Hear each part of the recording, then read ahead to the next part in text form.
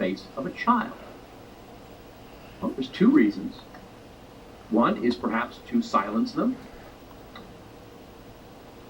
You know what I find really But strange? then why do you need three? All I want to do is, I just want to know what's going on In this case, in Libya. There wasn't one piece of duct You know, tape placed but over it's like Taylor's every anchor that face. comes on, There were three. the only thing they're talking about is at angles all day long, I'm placed saying. over her face. You need three All day long. because you're That Casey Anthony thing, you know. It's like, okay, alright already. I got the message, you know. 24/7 coverage on Casey Anthony. What's going on in Libya? Well, aside from that, I had some other things to mention, and that is, I already did like a video on, more than one, on aliens, you know.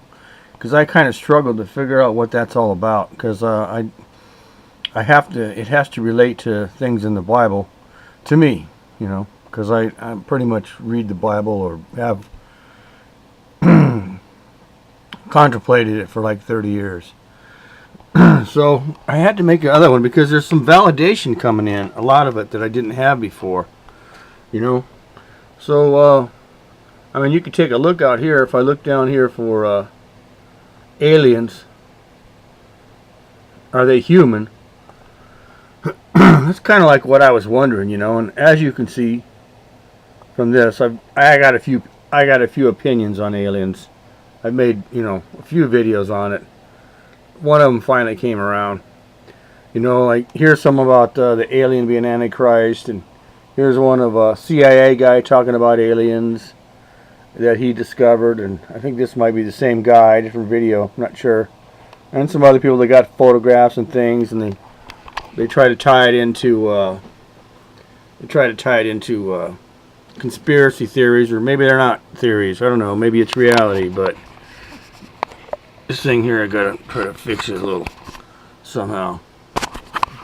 Anyways, all that said and done, the validation came from a few other places today, you know, and that had to do with things that I've pretty much concluded that aliens are not our friends, along with 100,000 other guys, people. But more than that is the fact that who are they then? I mean, I really got into it because of the Tower of Babel, really wanting to find out what in the world did we know back then that caused us to, biblically speaking anyways, to have our languages confounded, you know. I've kind of concluded that we kind of did that to ourselves through the types of things that we were involved with, who were trying to reach the skies or in a spiritual realm without the assistance of God. So where did we get all that knowledge from? Was the reptilians or whoever they were that lived back then, you know. That's kind of like what I had concluded. So anyways, I went and looked over here. I just searched a little bit, you know, for crash sites and things like that, and found a few videos. And I looked out on Wikipedia for crash sites. I mean, check this out. You got Aurora, 1908. You got this Tunguska event, 1947. There's Roswell, 1948. 1950, Del Rio, Texas. 1965, 67, 1974, 74, etc., all the way down. Various sites where they were studied within the field of ufology. The last one you notice is Needles, California. You know, the one above it was 1996. Well, here's Needles, California. Okay, listen to this guy for a minute. Not worthy of Halloween, only it looks like the spooks in this story might work for the government. We've been telling you about the strange object that crashed near the Colorado River back in May and was quickly scooped up by helicopters. Residents say after the choppers came the men in black. So Sorry. These X-Men. The I-Team Stuart Knapp here with more on that story, Charles. Well, you know, this mystery surrounding the object that fell from the sky is pretty juicy by itself. But the stories we've been hearing about these X-Men agents and their spooky vehicles takes the tale to a whole different level. Tonight we'll go on a boat ride to search for the spot where this thing crashed. But we'll also hear from river residents about their strange encounters. Okay, I'm skipping a little bit, okay? Anyone that knows me knows I'm crazy.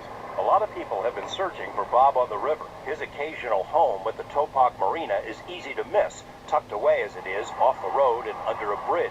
When the story of the Needles UFO crash went national, Bob went underground, trying to avoid the UFO hunters who wanted him to lead them to the point of impact. The night before a network TV crew was to arrive, a large wildfire erupted and forced the evacuation of the marina. Bob wondered if someone was trying to wipe out clues at the presumed crash site. But this isn't where the UFO hit the ground. This is the position. This is approximately where I was that night. The I-team rode along as houseboat Bob made his first return to the scene, approximately 5 miles upriver from Topop. Pinpointing the exact spot is difficult because he'd been floating downriver for a few hours in the middle of the night when it happened. Yeah, well. They've had a lot of storms and things like that down there. There's a lot of undergrowth, and just that area, I mean, it's you can't walk around there. I mean, it's wilderness, so you would need a small army to go out there and scan. You need a lot of equipment, and then you have to hope that there's still something there to find. You could have an army of people out there who've already been through there looking for it, and no one would have ever seen it. So tough. Have at it, folks. Let me know what you find. Yeah, can't wait to hear the follow-up.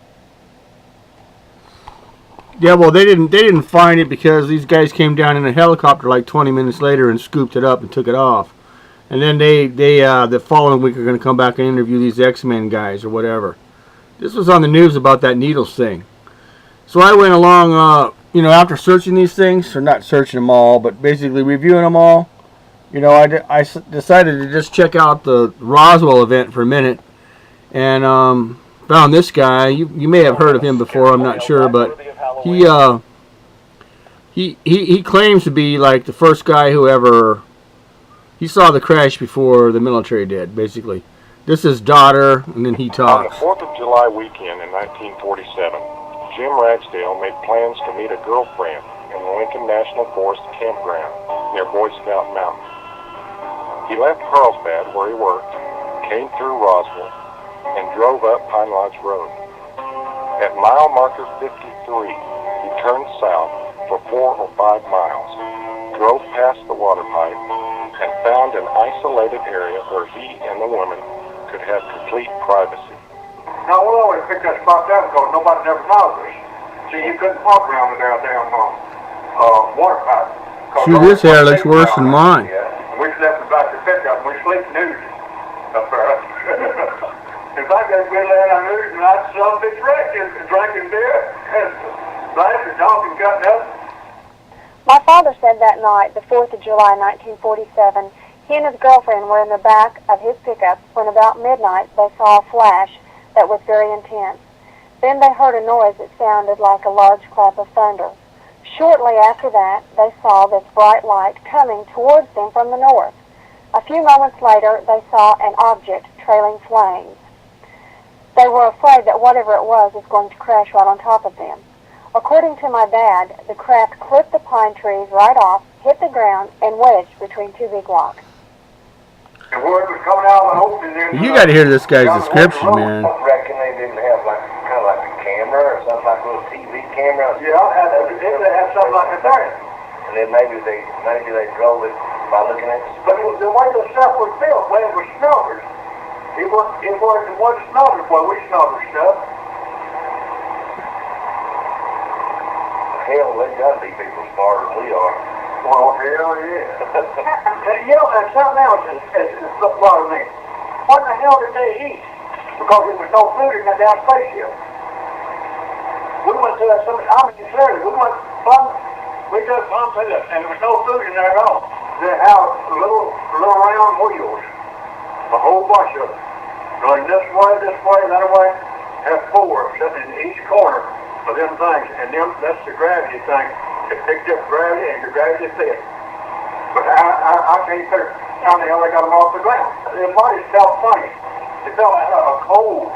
Have you ever picked up a snake, but their skin looked like damn lizard eyes skin. Their skin not like ours, and their eyes, their face is slanted. And their eyes, very big eyes. They're funny looking people. And the stuff they had on, really and truly, I don't know where it was cold or where it was hot. Really and truly. What color was it? It was kind of a grayish color. My dad told me that he and his girlfriend filled 2 gunny sacks with debris from around the spaceship. About that time, they heard trucks coming, so they ran back up the mountain and got in the pickup and watched as military trucks and jeeps drove up to the crash. My dad's girlfriend left and went back to Las Cruces, and my dad came to Roswell. He stopped at a bar and showed some of his friends the pieces of the flying saucer he'd picked up. A few weeks later, he was told that his girlfriend had died under mysterious circumstances in a car wreck. The gunny sack she had had was missing. Shortly after that, my dad's house was broken into, and the only things missing were an old pistol and that sack of debris he had taken from the crash site. My dad told me that was when he became afraid for his life. That's why he never mentioned to any of my family what had happened to him before he married my mother. Sound familiar? Yeah, it sounds familiar to me too. Anyways, I talked to this guy. In fact, I used some of his stuff. This guy here.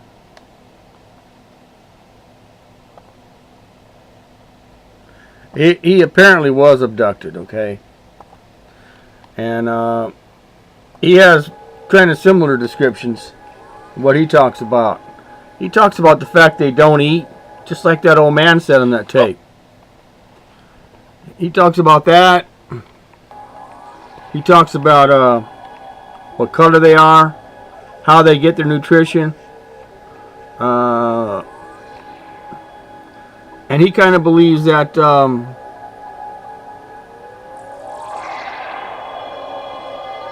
think I'm typical of the average person. Maybe somewhat more as a stargazer as an early kid, but I can remember looking up in the Milky Way and living in he's a good guy. He gives this personal story. You got to go check that one out. But it's he's got a website too, and it's so detailed in his descriptions of these guys, what they do, how they eat, what they need, what they look like when they're hungry, what they smell like, you know. And so I use him quite a bit. But then there's a few more things about it, like this guy right here, okay? See the title on here. Fallen Angels Return. Hollywood and Government. Set the stage. Just some things about trailers, okay? Movie trailers. Movie trailers that have to do with aliens. It's a good video. And it's basically how Hollywood, so to speak, is promoting this alien movement. As far as introducing it to, our civilization, or as I should say, as our culture, so that we can kind of get acclimated to it. Now here's the mayor of Roswell right here, okay? Listen to him for a second. And then we have an opportunity to sit like we are now and to listen and to just take information in. I've been to several talks on ufology, and the perspectives that each presenter takes puts their own twist on it, and it gives a different level of consciousness as to whether or not this is real or not. But when I talked to a guy and he said that his approach is from a Christian basis, being a believer myself, I thought, that's interesting. So I told him that I would certainly like to come and to listen to his presentation today, and he said, why don't I take a moment and introduce him. So it's my privilege and it's my pleasure to introduce today's speaker, Mr. Guy Malone. Thank you. Guy Malone, okay? I appreciate that very much. So welcome back to many of you, and welcome to those of you who are just joining us for the first time at the Roswell. First time jumping ahead a little. Today. Got something unique like this to bring in people from all over the world to spend their money here, of course. So whether they're really interested in learning more about the incident or they just want some crazy pictures for their Facebook, no doubt people do come here in droves on a daily basis just because of the crash and the UFO museum and the tourism industry that's sprung up around the topic here. I've lived in Roswell as a missionary for 11 years now, offering a biblical perspective on the whole phenomena and publicly putting forth the idea, as many Christian authors are today. Okay, we're going to skip ahead on this guy because I want to show you real quick if I can. See, he's still talking. Okay, this is his fifth in the series. Okay, so listen to this. Finally, back on track. The expert majority opinion of Christians who have studied the alien phenomena extensively is that what the world popularly calls aliens today is in fact deceiving spirits, teaching doctrines of devils, setting up the world for a strong delusion that will embrace the New World Order, one world government, Antichrist ruler when he appears. That's big picture. The smaller picture is that just because you're a Christian, sooner or later it's very likely that some lost soul is going to come to you with their questions about UFOs and aliens, and you may have no idea how important your ready answer to their question is going to be to them personally. Don't stop it here because he goes on to tell you how important it is, true. But here's the reason why he's telling you it's important, okay? Ann Brooke is a casualty of a cosmic war, folks. Joe Jordan and I are here to report to you from the front lines of that war. And he doesn't read from one of these. It's more from the heart in his case. I can't think of a better way to introduce him and his topic to you than by quoting from one of the most famous early alien abductees in history, Betty, Andreas, and Luca. So finally, in closing, I promise, these are names some of you will recognize, I think, if you've looked into the abduction phenomena for even 5 minutes. Probably the most well-known, well-documented, and pretty well-scrutinized cases of alien abduction ever are the visitations that happened in the lives of Betty and Barney Hill, Whitley Strieber, and Betty Andreasen. The quote I'm going to share is from Betty Andreasen. She had a few books written about her by her Dr. Raymond Fowler. Quoting from the first book, The Andreasen Affair, one of the initial accounts early in the book of allowing the aliens to have the influence into her life goes like this. Outside the changing room, the entities awaited Betty. She became fearful and prayed frantically for help. She thought to herself, what is this all about? What are they going to do to me? Oh, Jesus, be with me. Betty speaking. When I said that, the leader glanced at me quickly, sort of surprised or stunned. I guess he was reading what my thoughts were, and he seemed to move a little slower. I guess he saw that I was wondering what this was all about, because he said, you'll be all right. Follow us, please. Getting back at me again. He seemed a little concerned, because he kept looking back to checking to see if I was getting in back. I just have to pose this question to you in closing this out.